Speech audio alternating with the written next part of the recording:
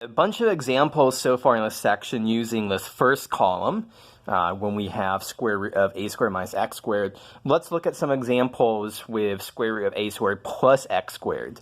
Where we have to use the substitution x is equal to a tangent theta and the other things down here. Okay, so evaluate the integral of 1 over square root of x squared plus 9. And so we very quickly see that, yes, this is exactly falling into this bucket here. So here, a is equal to 3. 3 squared would be 9, so that would be exactly what we want. So the substitution we should have here is x equal to 3 tangent theta, and dx equals 3 secant squared theta d theta. So let's write that information down. So x is equal to 3 times tangent theta, dx is equal to 3 secant squared theta d theta. And square root of x squared plus 9, this will be replaced with 3 secant theta. Okay, so that's all of our replacements to do. Let's do all of these replacements. What do we end up with when we do these replacements? So that is 3 secant theta. Dx is 3 secant squared theta d theta. And so canceling things out, 3 and 1 factor the secant theta leaves us with the integral of secant theta d theta. Okay, so the integral of secant theta d theta, that's one of the integrals that we did in the previous section. So we can just instantly write down the answer. It's natural log of secant theta plus tangent theta, all of that plus c. So, okay, we've got our final answer in terms of thetas. Now we want to express our answer in terms of x's. And so from this, we once again go back to this triangle. And so we see that secant, well, let's do tangent theta first. Tangent is x over a, where a is 3. So tangent theta is x over 3. And secant theta is 1 over cosine theta. So secant theta will be square root of a squared plus x squared. That's square root of 9 plus x squared divided by 3. So square root of x squared plus 9 divided by 3. So here is our answer.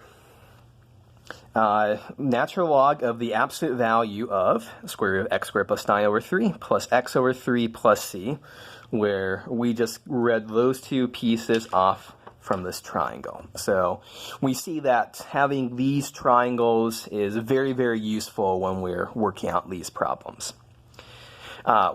We could stop here if we wanted to. We have a correct answer. However, I think it's worthwhile to do just a little bit more simplification here, because we can actually simplify our answer just a smidge. So right now, we're at natural log of square root of x squared plus 9 over 3 plus x over 3, all of that plus c. And what I'm going to do, I'm going to put everything here over a common denominator, where that common denominator is 3. So our answer is natural log of square root of x squared plus 9 plus x, all of that over 3 plus c. And furthermore, by log rules, log of something divided by something is log of the first thing minus log of the second thing. So we just use properties of logarithms to go from this line to this line. And note what we have here.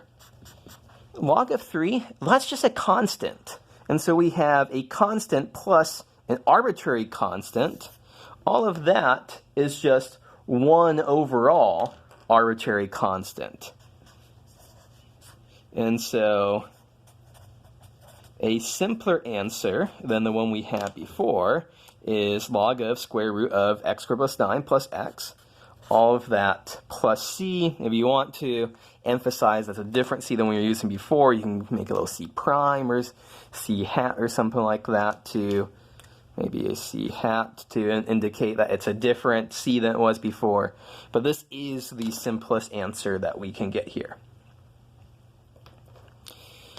Okay, so that is one example using the x is equal to a tangent theta substitution. And let's do one more example of that in this video here. So evaluate the integral of 1 over x squared plus 9 raised to the 3/2 power dx. And so here, once again, we see that a squared plus x squared, square root of that, so we know we're going for x is equal to a tangent theta, and so on and so forth. So writing all this stuff down, x is equal to 3 times tangent theta, dx is equal to 3 secant squared theta d theta, and square root of x squared plus 9 is equal to 3 secant theta. And so that right there, this is 3 secant theta, all of that cubed. Okay, so what does this give us after making our substitutions? So this is 3 secant theta, all of that cubed, and dx is 3 secant squared theta d theta.